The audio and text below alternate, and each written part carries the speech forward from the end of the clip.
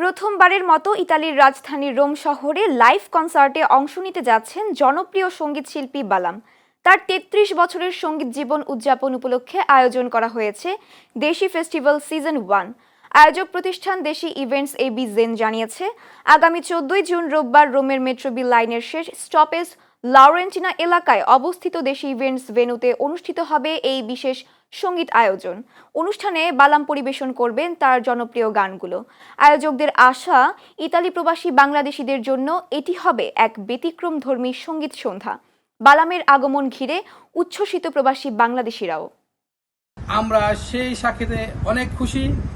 এই অনুষ্ঠানকে 14 জুন অনুষ্ঠানকে আমরা সবাই একসাথে উপভোগ করে এই অনুষ্ঠানকে সাফল্য করে তুলব।